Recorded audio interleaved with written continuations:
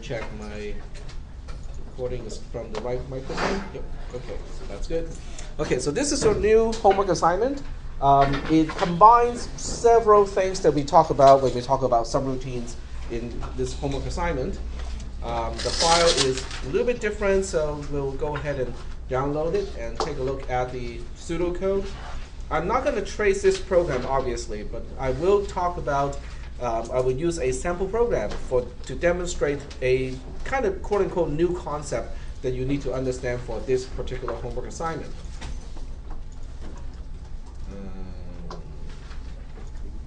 Okay, let's do it again.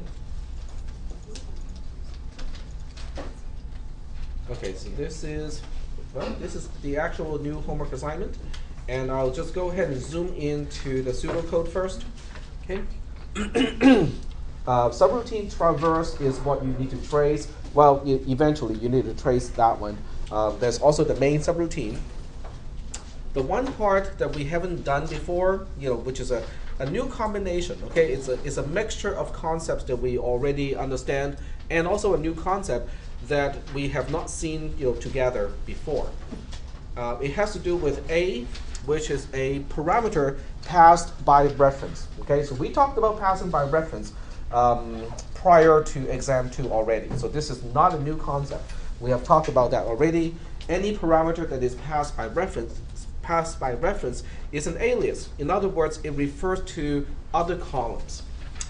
In this case, A is a little bit special because the way I use A, or parameter A in this case, is I use it as an array. Okay, here you can see the bar A bar notation, and over here you can see the indexing operation with A. H is pretty simple. H is just passed by value, so it's not that special. And we have a local variable sum here. It does have recursion.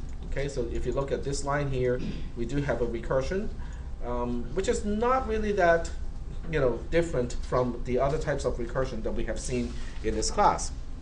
Okay, so what are we going to do with this particular homework assignment? The difficult part has to do with what are we doing with this A here, and how do we pass an array by reference to a subroutine? Because when you look at main, main has a local variable A, which is an array of 7 elements, and I do the initialization here, and then on line 24 I use A, which is my local variable, to pass it to parameter A. So that really is the question. How do we do this, and how do we refer to parameter A inside the subroutine? So those are the things that's a combination that we haven't seen before. It's a combination of passing by reference and also the concept of using arrays in this class. So let's go ahead and start with a new program just for demonstration purposes. And I'll go ahead and define this subroutine here. It's the same kind of subroutine that I use for my morning class, so I'm going to make exactly the same mistake, but this time it is intentional to illustrate one point that is actually kind of important. Some people may run into this in cisp 360. Okay, so here's a subroutine that I just called it sum. I use passing by reference to pass in an array A, and then I use by value, passing by value, a parameter I here. And then what I'll do is to say if I is less than bar A bar, then we'll do something. What we'll do is we'll return we'll return the value of A bracket I plus the invocation of sum, passing A to A, but passing I plus 1 to I. Like that. And if, and define sub. And as I said, this particular subroutine has a problem. So we'll go ahead and trace it until we encounter a problem. And then we'll kind of fix it and then trace it again, but only from that point onward. Define submain. We have a local variable. Let's call it B, so I just choose a different name this time. And local variable B is an array of, let's say, 3 integers, okay? And then we'll go ahead and initialize array B. B bracket 0 gets a value of 5. B bracket 1 gets a value of 3. And then, oops, I said B and then wrote A. b bracket 1 gets a value of 3, b bracket 2 gets a value of, let's say, 10. Okay. And then we'll go ahead and invoke the subroutine. Well, we'll go ahead and print the result of invoking sum, using a to specify a, 0 to specify I, and define sub, invoke main. So that's my entire pseudocode as an example. All right. Let me put in the line numbers. And the line numbers will get kind of interesting later on, but right now it's just fine. Okay, it's pretty normal. Okay. Can everybody see the similarity between this sample program and the homework assignment?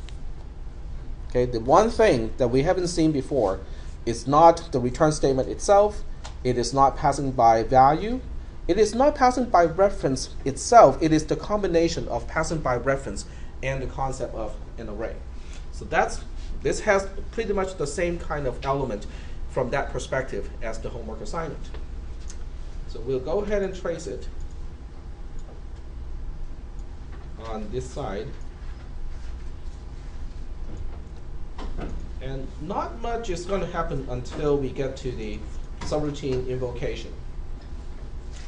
We need one line or one column for comments because we do have one condition to evaluate on line 4. We have our usual line number. And as the precondition, there's nothing to say in this case because we do not have any global variables. Now, in this class, how do we know there are global variables or not? You look at the names that we refer to and you ask, okay, is every name accounted for as a local variable, as a by reference parameter, or as a by value parameter? If a name is accounted for by any one of those definitions, then it cannot be a global variable. If you look at subroutine sum, we have two names here. We have I and also A. A, I, we have A and then I. But both are accounted for as parameters. A is passed by reference, I is passed by value. So they're both accounted for, they cannot be global variables. When you look in main, we only have references to B. And B is a local variable. So that's why in both cases, all the names are accounted for as local variables or a parameter, either by value or by reference. And therefore, there are no global variables in this program. So there's nothing to say as a precondition. We can start on line 15, by the way. Line 15 is invoking main. If you look through the entire subroutine main, it does not use a return statement at all. So that's why we can use a return line number in this case. And the return line number is simply post, which is the line following line 15. But there's some extra stuff we have to do because main has a local variable that we call B. But B is not a single variable. In other words, it doesn't take up just one single column. Every time we refer to an array, it occupies multiple columns. And this is no exception, except we are allocating the columns on the fly. So we are allocating the columns, or the leftmost available columns in this case. And since I claim that B is an array of 3 integers, we're going to allocate 3 columns in this case. So B bracket 0, B bracket 1, and B bracket 2 will occupy columns D to F. Like so. Are there any questions at this point? How we allocate columns when an array is local, is a local variable?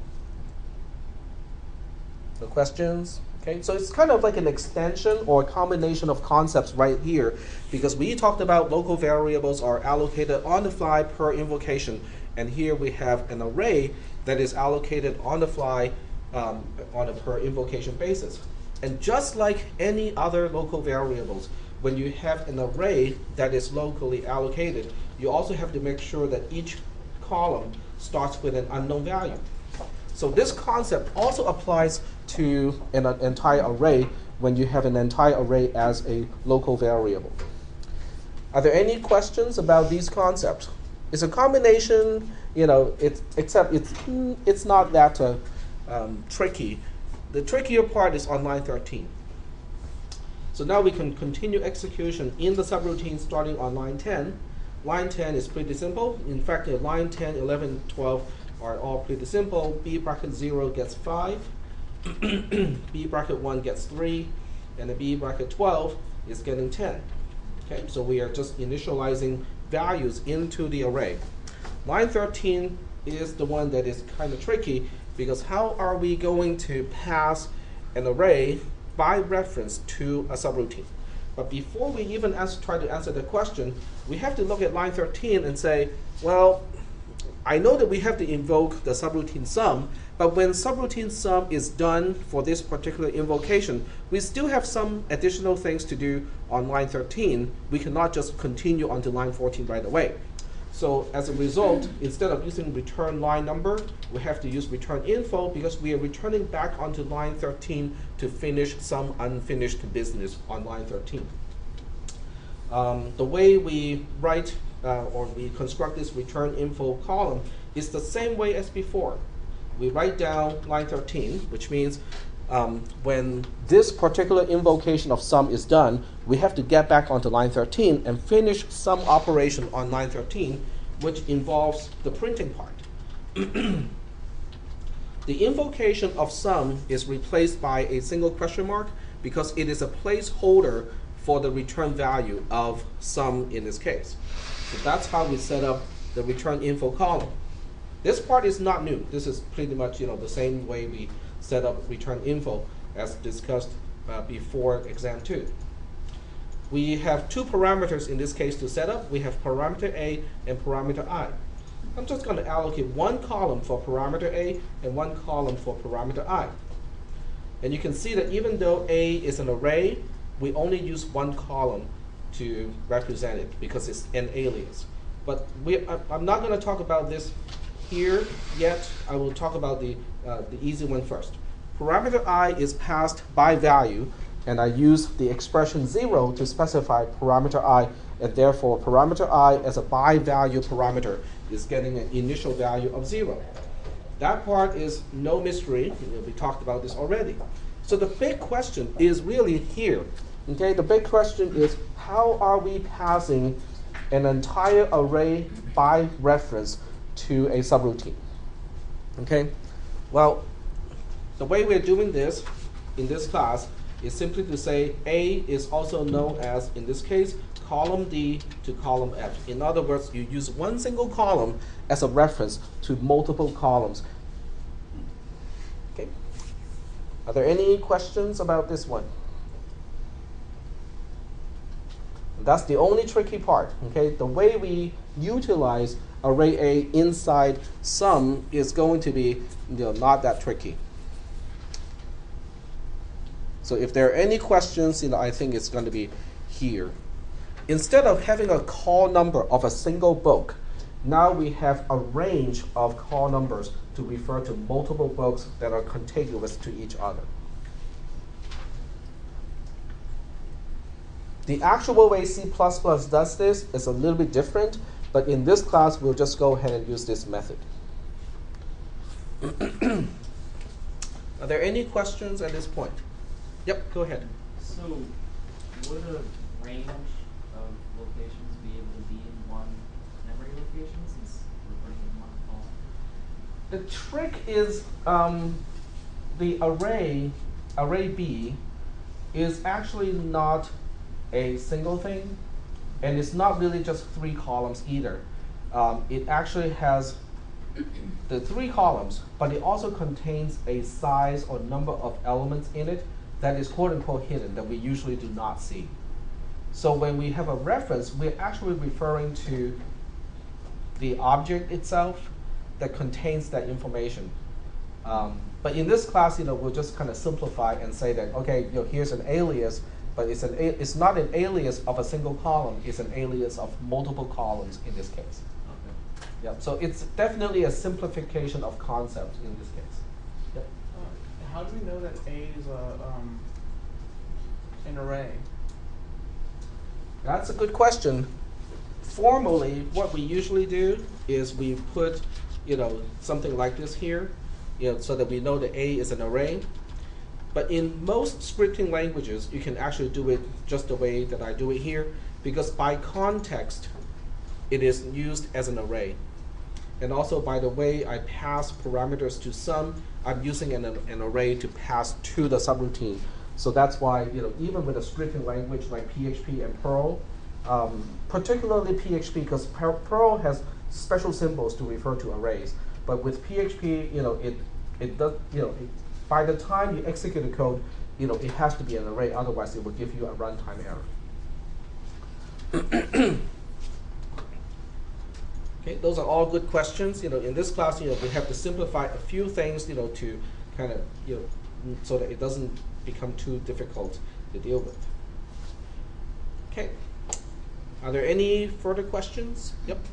Yeah, on the main, the local variable is named p.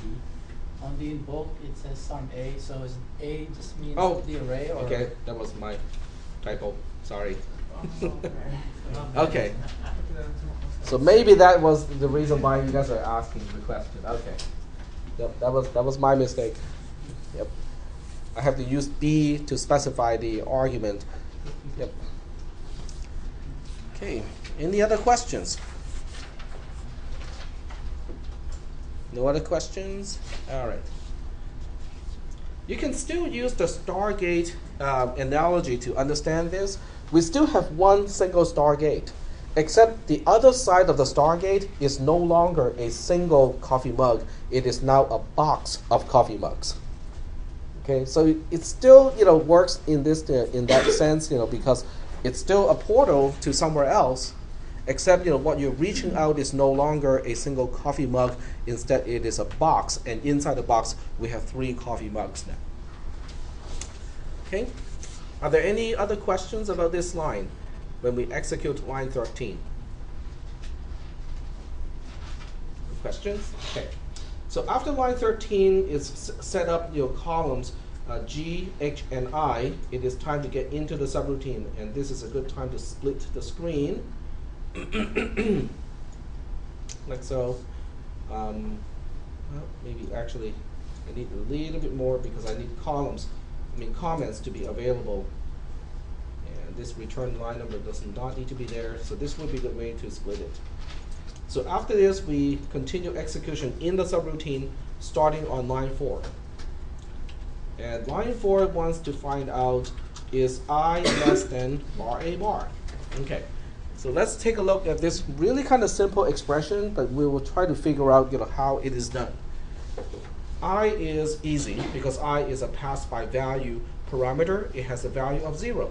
So the left-hand side of the less than symbol is just 0. Bar A bar is a little bit more difficult because when we look up A, it says, oh, okay, A is also known as column D to column F. So now you have to look up columns D to column F and say, oh, okay, column D to column F is actually an array, and it has 3 elements. So bar A bar is now evaluating to a value of 3. Is that okay? It's kind of like, you open up a portal, okay, in Stargate, and then I'm just asking you, what is the number of items in the box, on the other side of the portal? You just take a look and go, okay, we got 3 items. That's basically what it is. So now we have 0 is less than 3 is true, right? We continue execution on line 5. Line 5 is recursive. So we want to eventually execute the return statement. But we cannot do that until we have taken care of the addition. And we cannot do the addition because there's an invocation of sum itself. So this is why line 5 is recursive. We have to perform another subroutine call at this point. Okay, so we're going to call it again, which means we need another return info. We need A, and we also need I. Let's take care of the easy one first. I is easy because the current I is 0. 0 plus 1 is 1, and that's why the new parameter I is going to start with a value of 1. So that's taken care of. The second one is, well, okay, I'm just thinking about which column I should take care of next. Let's take care of column K here. Okay. When you look at line 5, I am using my own parameter A, which is passed to me by reference. and I'm passing it by reference again to the next invocation of sum. Does anyone remember when we have a parameter that is already passed by reference to a subroutine, and I want to pass it by reference again to another subroutine? Do we pass just the reference along, or do we pass a reference to a reference? That's the question. Does anyone remember?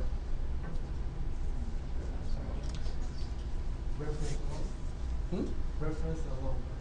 Just the reference. Yep, that's exactly what it is. Okay, I'm not sure. Did I use the proofreader example in this class? I did. Okay, so it's the same thing. Okay, I'm the proofreader subroutine, and I want to pass along the task to somebody else to do only the spell checking, right? The spell checker does not need to find my little slip of paper, because I can just say, make a photocopy of the call number and then use the call number to find a book. So that's why I'm just going to make a copy of the reference. So that's why K is basically just an alias of exactly the same columns, D to F. In this class, we do not have any cases where we will have a reference to another reference. There's no AKA of a column, and you look up that column, it is also an alias of something else. So we don't have an alias of an alias in this class. In actual C++ programming, you may encounter those cases. You may have a reference, quote unquote reference to a reference. It is called a pointer. So when you have a pointer to a pointer, then you have a reference to a reference. But in this class, we avoid that concept altogether, and we just say that, okay, every time we pass by reference, we just make a copy of the reference itself. How about return info? How do I know what else I have to do on line 5 when the second invocation of sum is done? Well, if you look at line 5, the only thing I would have taken care of when I return from the second invocation of sum is only the right-hand side of the addition. Everything else on that line still needs to be done. So that's why in the return info here, I have to say, go back to line 5 when the second invocation of sum is done. And when we get back, we still eventually want to do the return. But we only want to do the return after we figure out the sum of a bracket I and the return value of the second invocation of sum. Are there any questions about how these columns are set up for the second invocation of sum? The first invocation was done already. This is the second invocation of sum.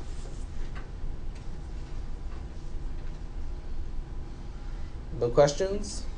Okay. Going forward is not really that much of a problem. It's coming, when we have to start to return, then we have a problem. Okay, so now we continue execution on line 4, because every time you invoke a subroutine, you start from the beginning of the entire subroutine, even when it is recursive. So now we go to line 4 again, and we evaluate I is less than RA bar. I now has a value of 1. Bar A bar is still, A is still referring to column D to column F, which is an array of 3 elements. So bar A bar is 3. 1 is less than 3 is still true. We go to line 5. And this time I'm going to shortcut a little bit by copying and pasting, because the only thing that is changed is parameter I. It goes from 1 to 2. So with each recursive call, we are incrementing the value of I by 1. So this time it becomes 2. And then we continue execution on line 4 again. This time I is 2. 2 is less than 3 is true. We go to line 5 again. And then we do pretty much the same thing again, but for the last time, because this time I would become 3. When we continue execution on line 4, then we have I is less than bar A bar is false, because both sides of the comparison are 3. 3 is less than 3 is false. Are we doing okay so far at this point? Okay. Now what do we do? The condition of the conditional statement is false. We go straight to line 7, right? Okay. Some of you may realize that we have a problem. But the problem doesn't show up at this point. Okay? There's no problem. We will do line 7 exactly the way that we usually do it. What do we do on line 7, which is the end of a subroutine? In this case, that returns a value. We copy and paste the return info cell into the line number column to make a note of what we have to do after the return of the subroutine. Okay, so column P is the rightmost return info cell. We just copy and paste it over here so that we make a note of what we need to do next. And then we have no use of these 3 columns anymore, and we just indicate that these columns are no longer in use. And then we continue execution on line 5. Now we have a problem, don't we? Because if you look at line 5 here, this is what we want to execute. We don't really have a subroutine to invoke anymore, but we now have a question mark in place of the invocation of a subroutine. What do you think in the C program, if you have a program that looks like this, what do you think the C program is going to do when it tries to execute line 5 exactly the way it is specified here? Error? It's an erroneous operation, but it doesn't actually give you an error, which is the problem. Yep. Confuses the values. Borrows the value from. It will just add the actual value of a bracket I, which is a bracket 2 in this case, to an unknown value. Okay? In other words, the value of the question mark, there is a value. By the time you actually run the program, it will have a value, but you don't know what it is ahead of time. So the sum of a known value and an unknown value is unknown. It remains unknown. So that's why if you follow that track of thought, by the time we go all the way back to line 13, it's going to print a number. It's not going to be erroneous. It's not going to crash the program. It will give you a number. It's just that that number is not the summation of 5, 3, and 10. It is the summation of some unknown value and 18. Okay? So this is the problem. What is the source of this problem? In other words, what is causing this to happen? I'm missing something, but what am I missing that causes the program to print a random number on the screen?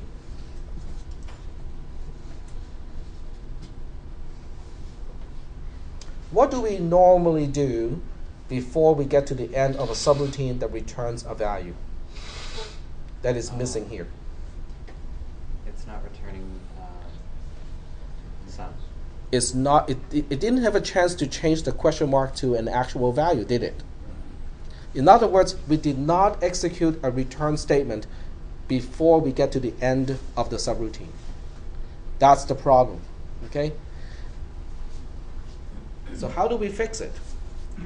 Well, this is a conditional statement. If you look at line 4 to line 6, it is a conditional statement. We specify when I is less than bar A bar, which means I is a valid index into array A, we'll go ahead and make use of that. Okay? But we didn't specify an else case, did we? In other words, we did not specify what if I is greater than or equal to bar A bar? What am I supposed to return? We did not specify anything. So that's why we have to go ahead and specify that. And we'll go ahead and insert 2 more lines here. And the first line is just else to indicate, okay, we now need to specify an alternative branch. Okay, I just undented the wrong line. That's okay. And this one, I'm just going to return a 0. In other words, you're telling me to do a summation of a part of an array that does not exist. So the summation of a part of an array that does not exist has to be 0 because it is non-existent. Are we doing okay so far? Okay. And we need a line number. I don't want to mess up the rest of the line numbers, so I'm going to name this line 5.5. Hey, it just needs to be a number somewhere between 5 and 6. So 5.5 here works just fine. The else does not need a line number because we never track the else line. So that's why else does not need a line number in this case. If you want, you can put in like 5.2, 5.3, because it will never be referred to in the traces itself anyway. All right, are we doing okay so far? Okay. So now what we'll do is we'll go back to the trace and say, okay, we need to backtrack. In other words, row 21 and row 22 needs to be deleted because we're going to redo all that stuff.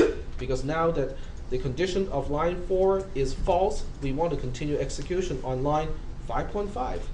We actually have a line now. Okay. Line 5.5, let me just kind of change this a little bit. Okay, line 5.5 is to return 0. What do we do when we execute return 0? What does it mean? We change the question mark to the value that we are returning. In this case, it's just returning a value of 0. So we locate the rightmost return info cell, which is this one here, copy and paste it, change the question mark to the value that we are returning, which is 0, and we are done. Okay? We don't evaluate a bracket I at this point. We don't do the summation at this point. We just change the question mark to the value that we want to return. After line 5.5, we now can continue on to line 7. Line 7 has two things to do. One is to look up the rightmost return info cell, which is in column P, which is this one here. We copy and paste it. The second thing it has to do is to remove the 3 columns, deallocate the 3 columns that we allocated earlier. Okay, and let me just make this column a little bit wider so that we can actually see the entire thing that we have to do. Okay, so now we are now continuing execution on line 5, and it looks like this. Now this is going to look a little bit confusing because columns P, Q, and R are now deallocated. The 3 columns that I should pay attention to would be columns M, N, and O. But when you look at columns N, and O, hey, that looks kind of somewhat familiar. Okay, let's look at line 5 here and say, can we perform the addition at this point? In other words, if you look at the highlighted part of the screen, can we perform that addition at this point? Yeah, we can. I mean, the right-hand side is just the constant 0, so we can deal with that. The left-hand side is A bracket I. A is also known as column D to column F, which we already know is an array of 3 integers. I has a value of 2, so we are referring to the last item in the array, which has a value of 10. So this entire thing, the entire expression, is A bracket I plus 0 evaluates to a single value of 10. So we are just returning 10. Can someone tell me again what I need to do when I execute a return statement that returns a value of 10? We look up the rightmost return info cell, right? In this case, it's column M because the other one is now deallocated. We copy and paste that and then change the question mark to the value that we are returning. Now, this is going to look confusing, but it is not, okay? It's going to look confusing because this is what we are doing. We change the question mark to a 10. The reason why it looks confusing, it is because the return info cell that we are modifying has a statement that looks very similar to the one that we are actually executing. That's why it looks confusing. So that's why you have to kind of make sure that you understand what column B actually stands for. Column B, which is our line number column, is telling us where we are at this point and what we are doing at this point. Okay? In other words, that's your GPS. Okay? It tells you where you are right now at this point. What is the purpose of column M?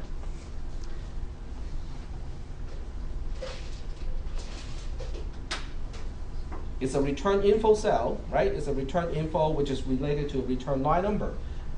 Those are different, slightly different mechanisms, but they serve the same purpose. What is the purpose of column M in the context of a subroutine? To know where to go back to after we finish executing. Exactly. Okay, when we finish an invocation of a subroutine, where are we supposed to go back to? Okay, that's the purpose of column M. So in other words, column M is a crumb, is a crumb of bread that we left behind. Okay? Column B is GPS. That's your current location. What we are doing is we're doing something to that little piece of crumb that we left behind. I just put peanut butter on it. Okay, that's it. Okay, I'm not eating it. I'm not doing anything else with it. I'm just changing the question mark to a known value. That's all that I'm doing with it. Are there any questions about the differentiation between column B and column M? Because right now, at this point, which is row 23 of the trace, it certainly looks confusing unless you can differentiate the purposes of column B and column M, because they serve entirely different purposes. One is telling me what I'm doing, column B. One is telling me what else I should be doing when the invocation of the subroutine is done. Is that okay?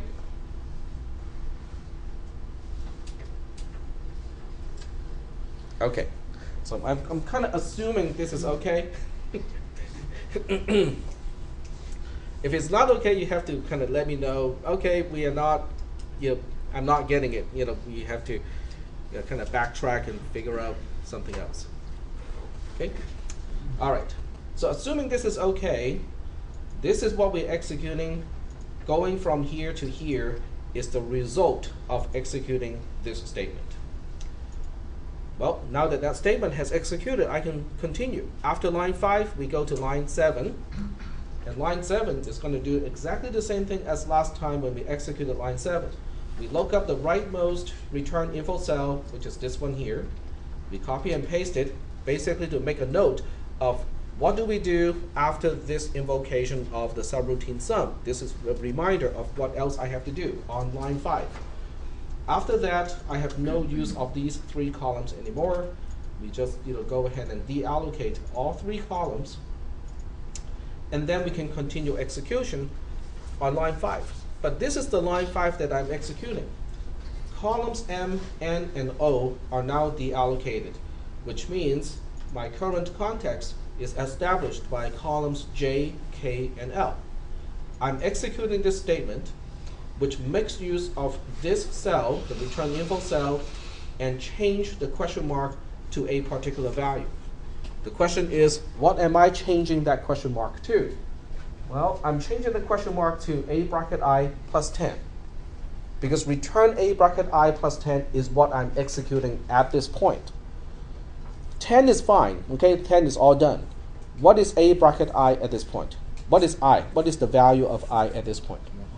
It's barely visible. It's 1, right? And A is a reference to column D to column F, which is the array B.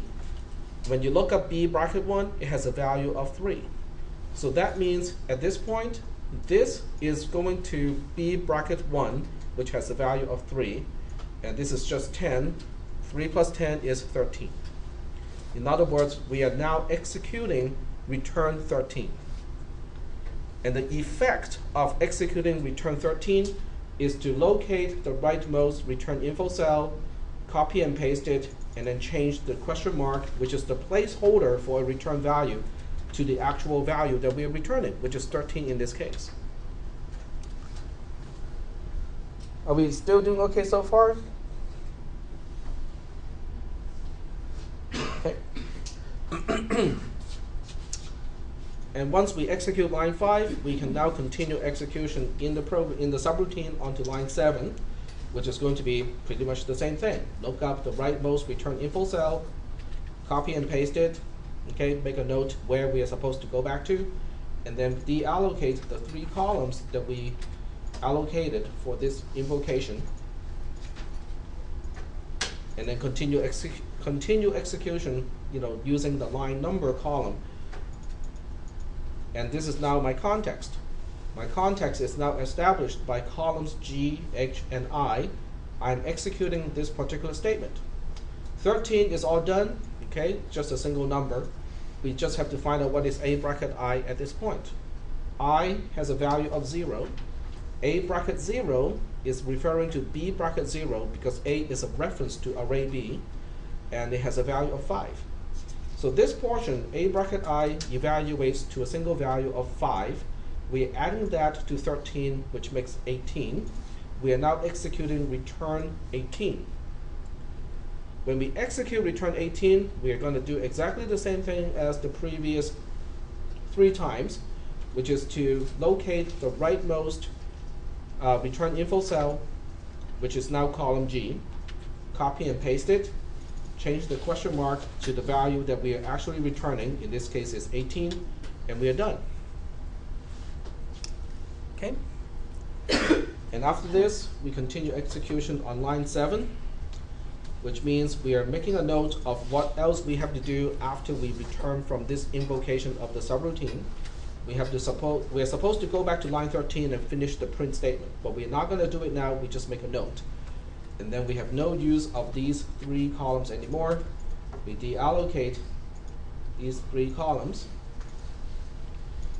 And now we continue execution on line 13. Line 13 is now fully resolved. I know exactly what value I'm supposed to print. So I'm just going to make a note here and say, okay, print 18 to the screen, to a window, or to a printer. I don't really care what is the output device. And I'm done with line 13 now. Then we move on to line 14. Line 14 is the end of the main subroutine. So we have to locate the return line number. In this case, it is telling me to continue execution at post. So we make a note that we are supposed to go back to post. And then after that, we have no use of these 4 columns anymore. So we'll go ahead and copy and paste it, strike them through, and then we say we're all done. We're all done with the main subroutine. We continue execution at post, which means we're finished. It's all done. All right.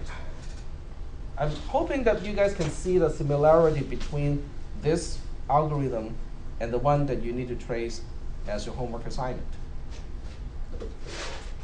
You doing okay?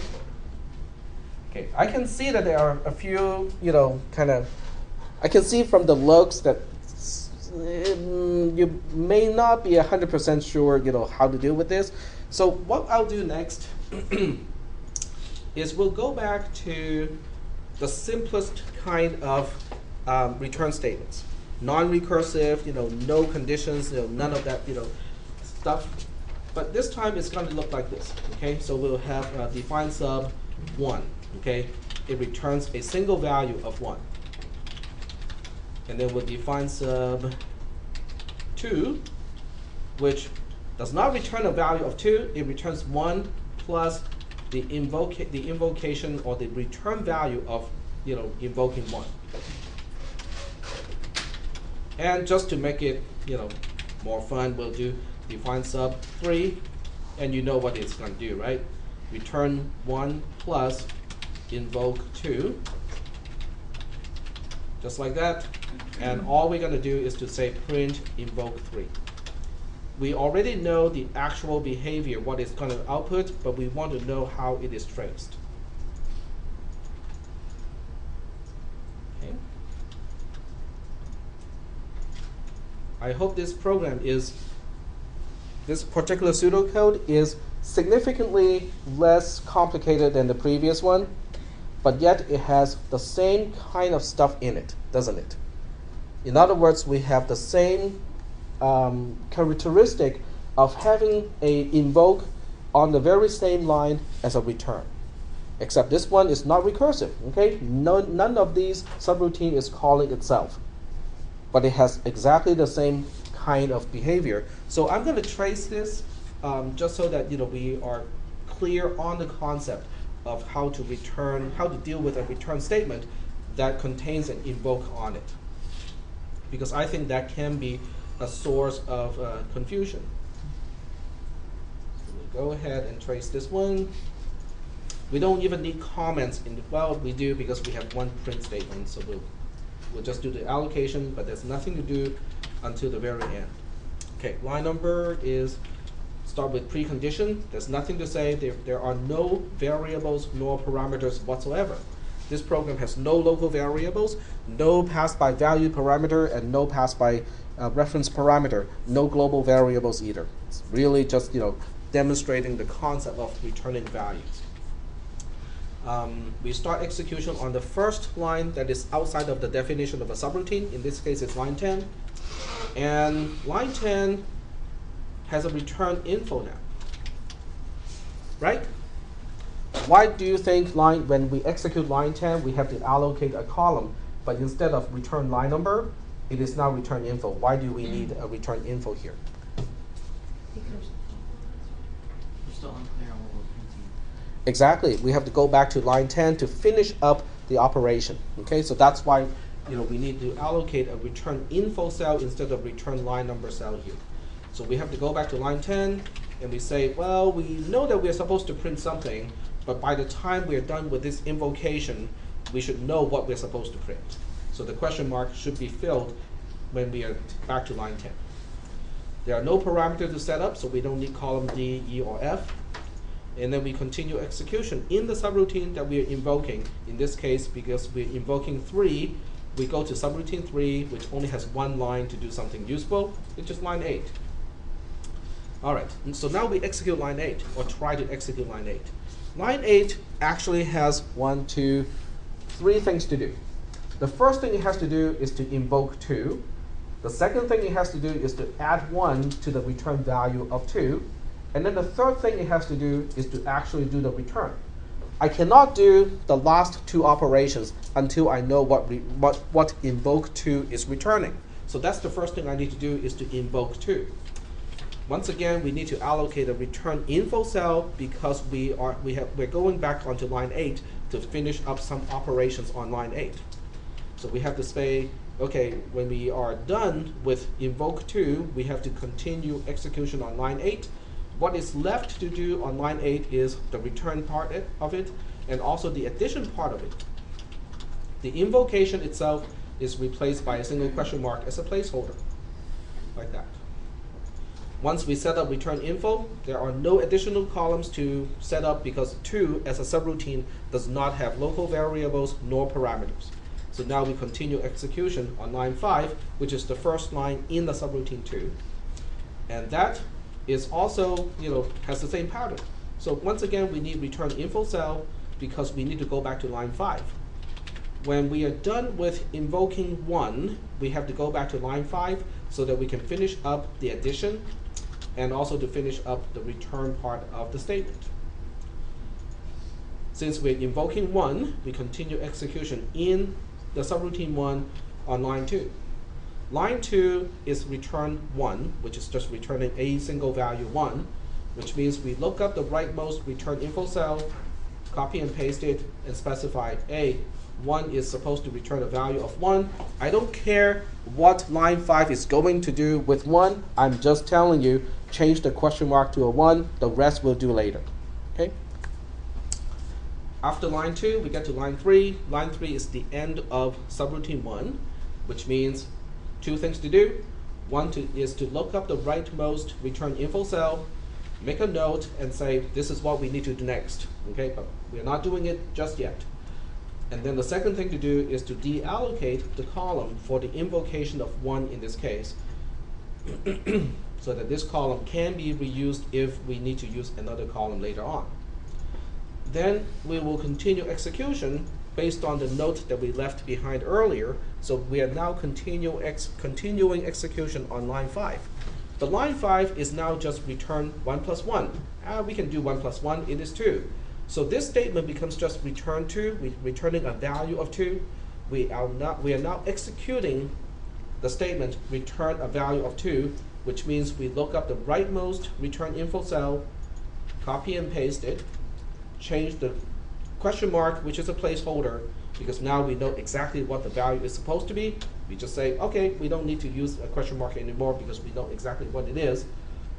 So 1 plus 1 is the value that we're returning, and that's why we're changing the question mark to a value of 2.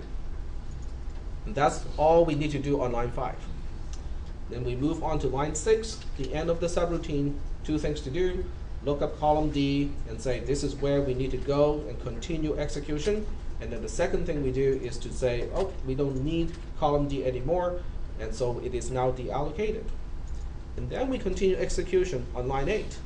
line 8 looks like this at this point because the invocation of subroutine 2 is now done, and it is resolving to a single value of actually the 2, the numerical value.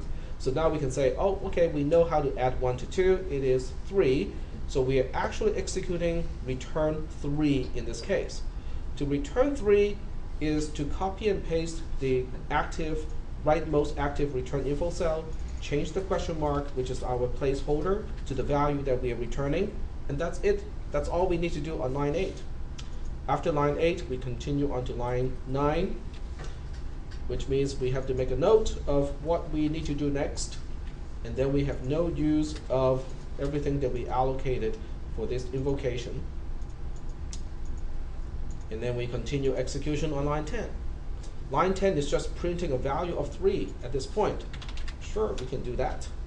After line 10, we get to post, and that ends the trace of this particular pseudocode. So I'm hoping this is helping a little bit to make it less confusing, because we are no longer, the return info cell doesn't have the same line number as line number anymore. So that's why it is less confusing, but it's the same concept, same principle. We haven't changed a single thing from day one, from the first time we talk about the return statement.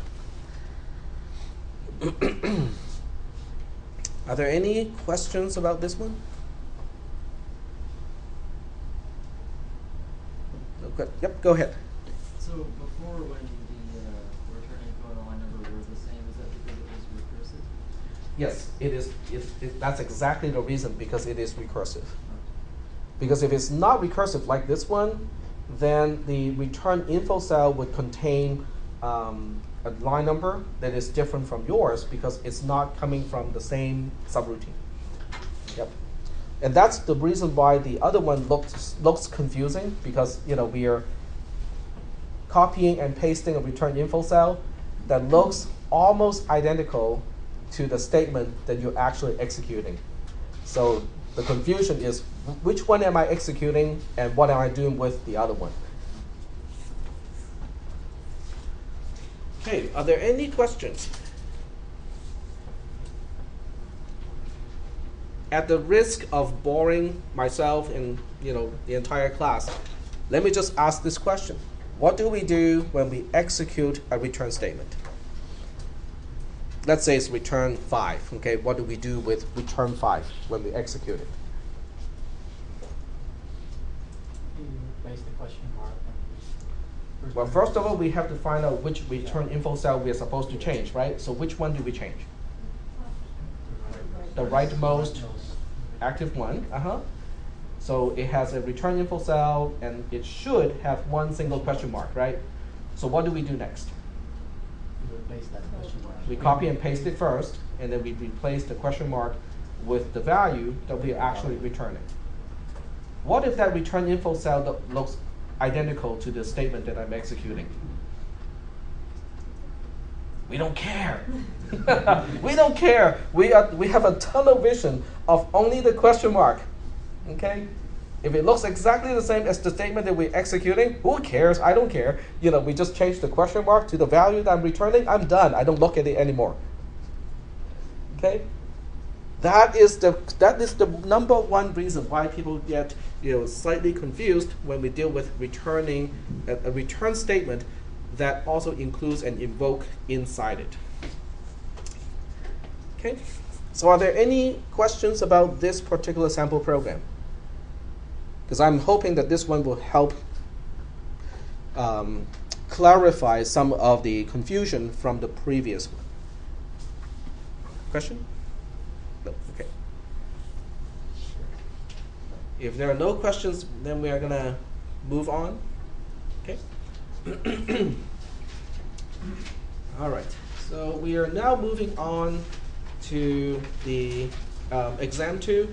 I don't think I can finish all the questions from exam 2 today, so we'll go ahead and only deal with as many as I can.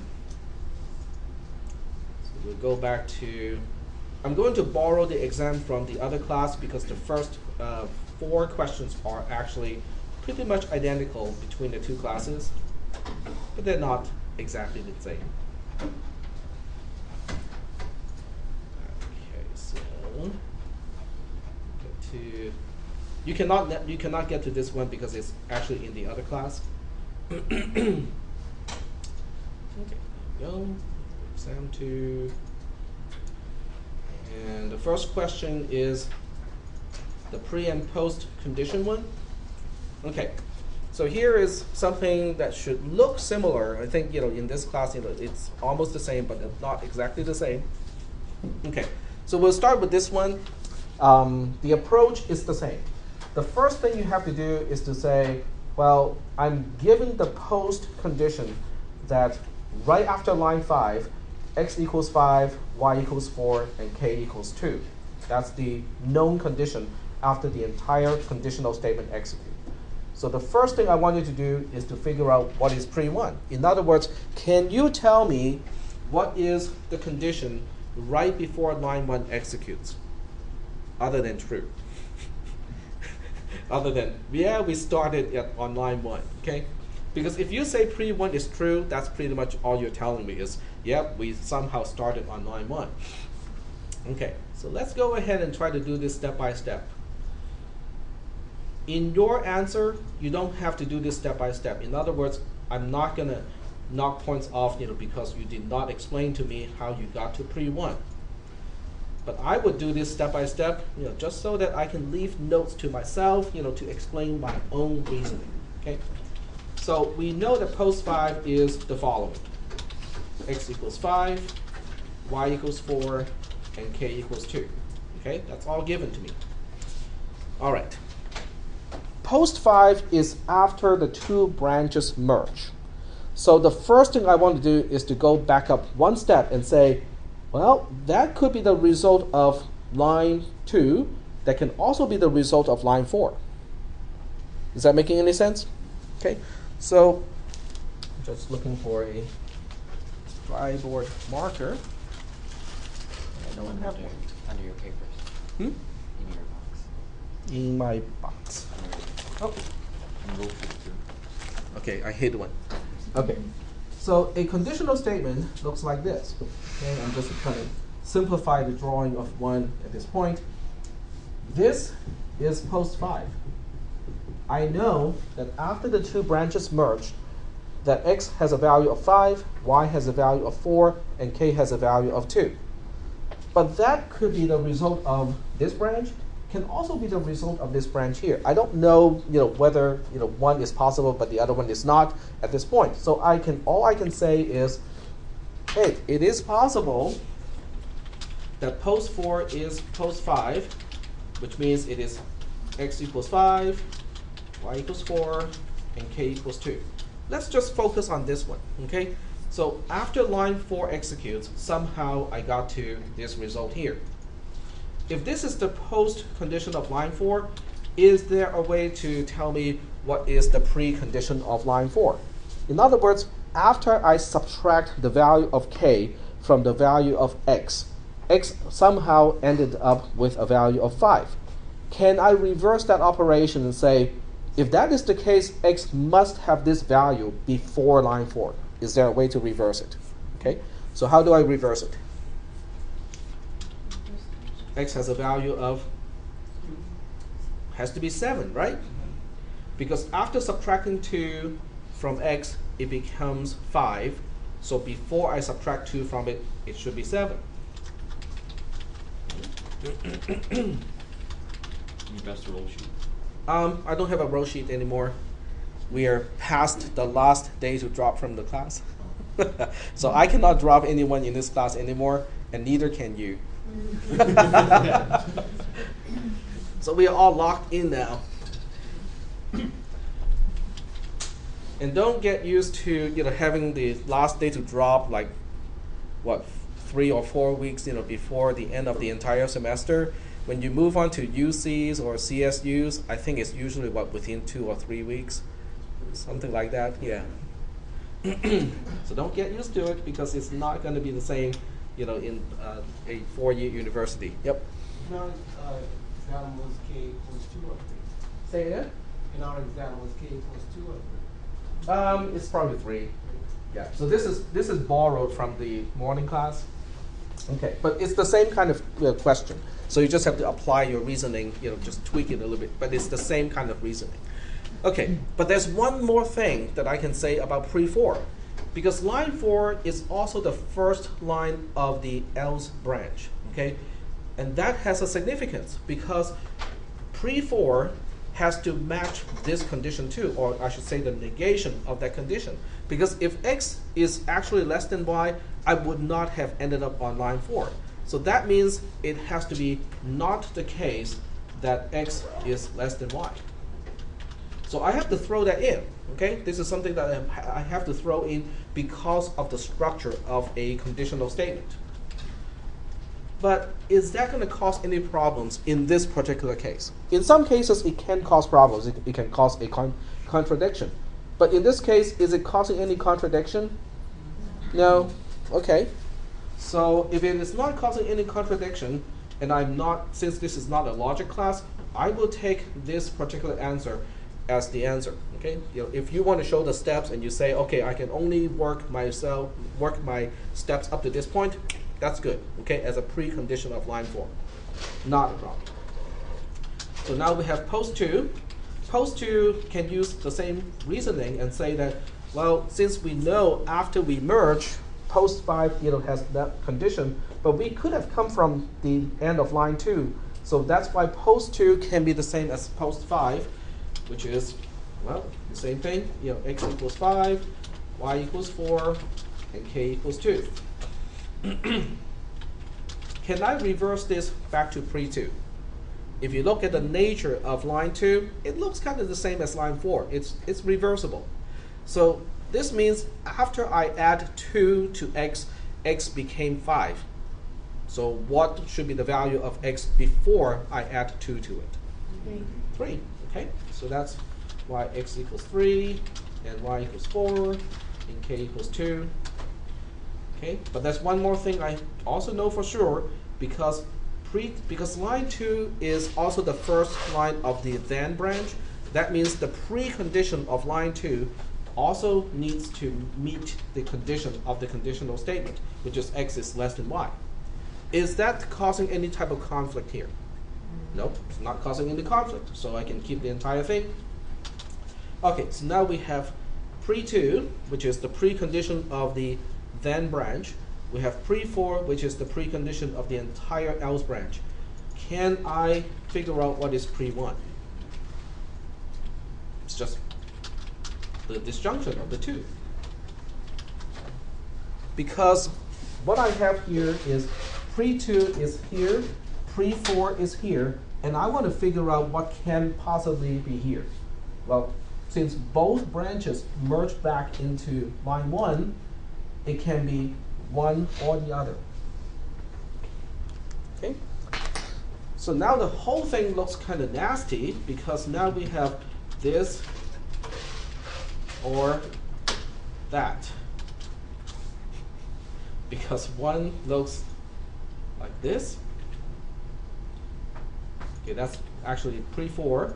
I mean, yeah, this is pre-2. So we are looking at something that looks like this.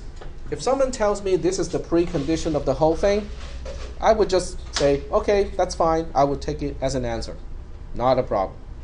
However, there are ways to simplify this. Okay, so I want to show you, how to simplify this. How many people are here for the computer science transfer degree? Okay, it's actually the minority. Interesting. Mr. Fox, Professor Fox, is retiring. So that means he's not going to teach CISP 440 by the time you get to CISP 440. Guess who's teaching it? You're like, no! So I'm teaching CISP 440, and CISP 440 is the math class. Okay, that really is the math class. I will teach you, all the formal proof techniques, proof by induction, proof by contradiction, and all the other fun stuff. Well, I'm not going to tell you whether I'm looking forward to it or not. Okay, so we'll take a look at this one here and say, can we simplify this? In other words, let's knock off the items that is extra, that doesn't really add information to it. Okay, let's see which one we can just say, that's not new information. Let's start with something obvious. Can I just get rid of k equals 2? Is the rest of this conjunction implying that k equals 2? No.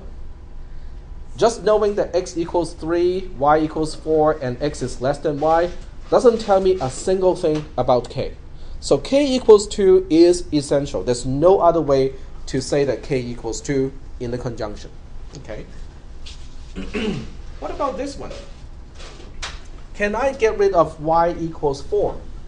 Now, if I get rid of y equals 4, the rest would still be okay. Okay, x equals 3 obviously is not affected. K equals 2 is not affected. X is less than y is also not affected, but I lost some information. Okay, because I used to know that y is exactly 4, but if I get rid of y equals 4, then the only thing I know is y is greater than x, which means it can be 4, can be 5, can be 6, can be all the other numbers that are greater than 3. Okay, so I really don't want to get rid of y equals 4. And the same reason applies to x equals 3. If I get rid of x equals 3, then all I ended up with is x can be 3, can be 2, can be 1, can be 0, can be -1, and so on. So I don't want to get rid of it either. What about this one here? Can I get rid of x is less than y in this conjunction, but without losing any information? Yeah. Why do you think that is the case? What implies x is less than y in this case? Yep, x is 3, y is 4 implies x is less than y. So if you have a conjunction and some parts of the conjunction implies another part, the part that is implied is redundant. It doesn't need to be there. So that's why the first thing I can do with this one here is to simplify and say, hey, this part doesn't do me any extra. It doesn't add any information to it, so I can just get rid of it. Okay. So we'll go ahead and look at the other part of the disjunction and say, well, out of this entire thing, which part is extra? Which part can be implied by the other parts of the conjunction? X is not less than y, right? Because knowing that x is exactly 7 and y is exactly 4, that implies x is not less than y. So x is not less than y is extra. It doesn't need to be here. It doesn't add it doesn't add any information to the conjunction. So we'll copy and paste it and just say, well, this part is not of any use. So we are now simplifying the two statements or the two conjunctions a little bit. At this point, I can still make one more transformation to make it quote unquote easier to read. Because you can identify that both conjunctions contain this particular component. So just like with factoring with numbers, you can do a factoring with Boolean expressions. So you can now say, this part is obviously extra. You don't have to do this. But I do want to show you what we can do with this. So the entire expression is simplified to saying that, okay, we know y has to be 4. We know k has to be 2. But you know what? X can be 3 or 7. Okay, if x is 3, it gets me to the same result. If x is 7, it gets me to the same result too. Are there any questions about how I simplified pre-1? Now, as far as your answer is concerned, if this is your question and you give me something that is, well, eventually means exactly the same thing, it's going to be okay. Okay, I'm not going to look for the simplest way to express it. It just has to be meaning exactly the same thing. Okay. Are we doing okay so far at this point? But that's not the end of this question, is it? Because we have to go forward again. Okay. So as a part of the question, it says then use the pre-1 that you figure out and derive post 5. In other words, we want to go forward again using the substitution rule, forget rule, and all the other stuff. Which part do you think is more complicated? I'm asking it as a question, not as a suggestion. The first step. The first step. So reversing is actually the harder step. Going forward, okay. Going forward is more mechanical because it's all template based. Going backwards is not mechanical because it's not required in the class. So it all depends on how you look at the problem and also look at whether you can follow the steps that I use in the class. Okay, so let's go forward again using pre-1 like this one, and then we'll just go ahead and move forward at this point. Now, knowing what is pre-1, the first thing we want to do is to figure out what is pre-2 and what is pre-4. Pre-2 is pre-1 and the condition of the conditional statement. This has to do with the structure of a conditional statement.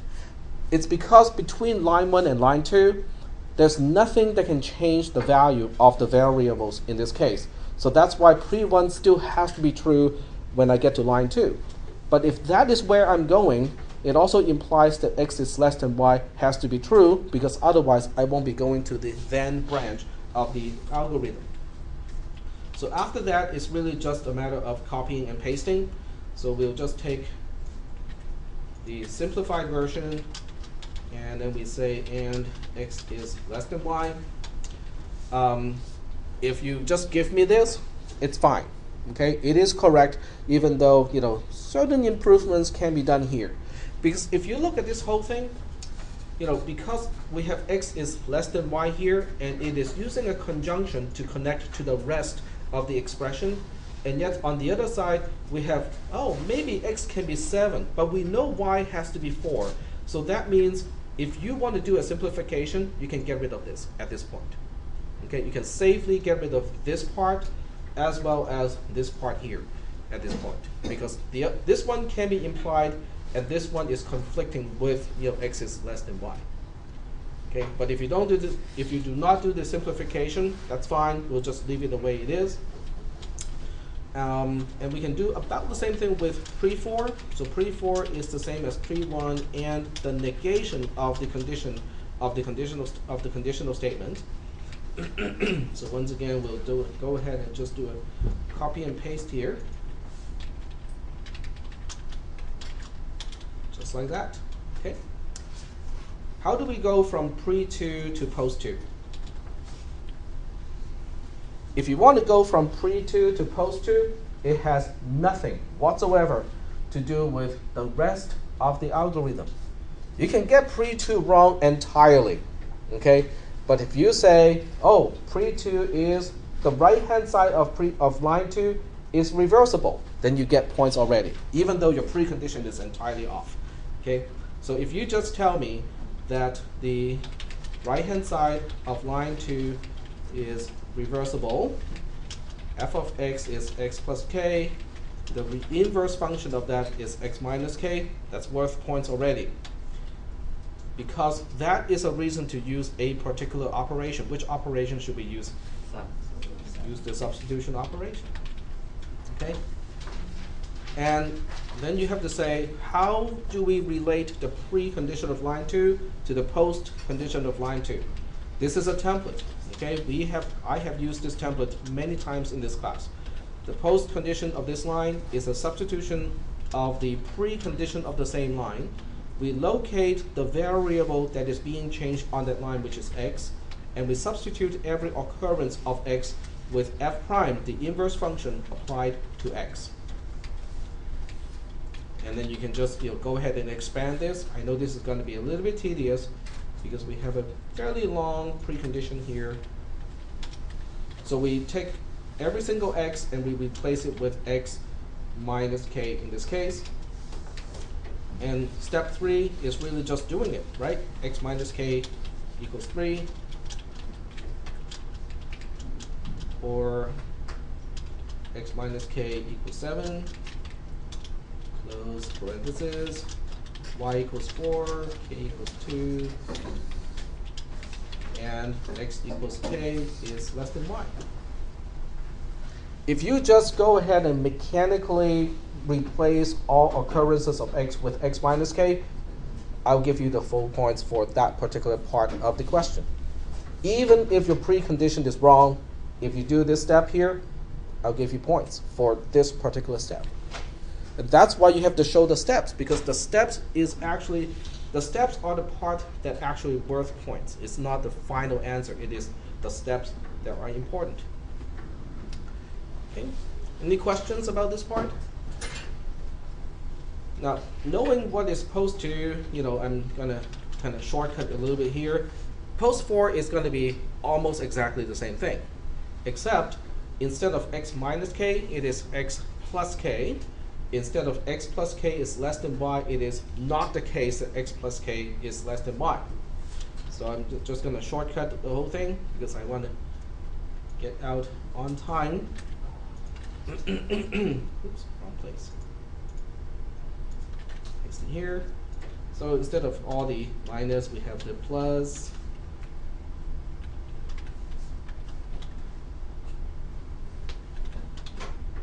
And then put a negation here. Okay, so that's basically the mechanical result of post-war. And if you run out of time, you cannot do all the copy and pasting on a piece of paper. And this is all you can say is to say post 2, post 5 is post 2 or post 4. I'm going to give you partial credit for this part already, because this is important. Okay, post 5 is post 2 or post 4 is due to the structure of a conditional statement. If you just say this part here, it tells me that you understand, what the post condition of a conditional statement really means. Okay, because we can come from either branch. Now, if you have time to actually do the copying and pasting, that's even better. Okay, so in this case, we have this whole thing to go here, and then we have the other thing to go to the other part, which is here. Okay, so now we have the whole thing done. Okay, this is, well, not. Okay, this is not worth the entire point value for this particular question because I kind of shortcutted a little bit here.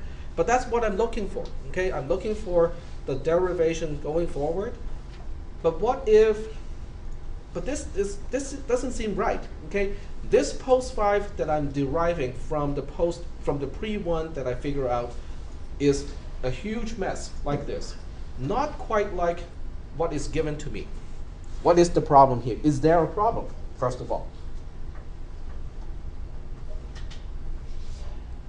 Okay, let me pose that question in a slightly different way. Okay, when this whole thing started, I started off with something relatively simple. Okay, that's my post 5. Okay, maybe the program crashed at that point. Maybe this is not what it's supposed to do. But at any rate, I observed that on line 5, I have this condition. Okay, I went back and figure out, hey, you know what? From that, I can infer that on line 1, before line 1 executes, this is true. Okay, x can be 3 or 7, y has to be 4, and k has to be 2. And then I use all the techniques that I learned in this class to derive post 5 again, due to the structure of the conditional statement.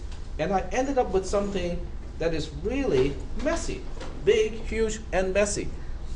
Is there a problem? A value is 2b, is that substitution? Yep. This is really just a long and redundant and really nasty version of the simplified one. In other words, if you apply logic and substitute k with 2 throughout the code, you will end up with exactly the same expression.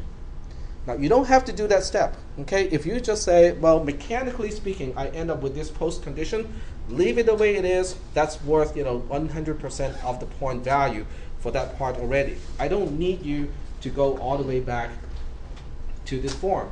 I just need to understand, I just need to know that you know how to derive it. Okay. So that means there are opportunities to get partial credit. Even if you get pre-1 entirely wrong, you can still get partial credit. Is that making any sense? because it is the steps that are important. It's not the final result that is important. Okay. Well, we are running out of time today, so we'll continue this on Thursday. And we only have Thursday and next Tuesday for lectures, because do we have next Thursday too? I think we have next Thursday as our last lecture, and then it will be a week of final exams.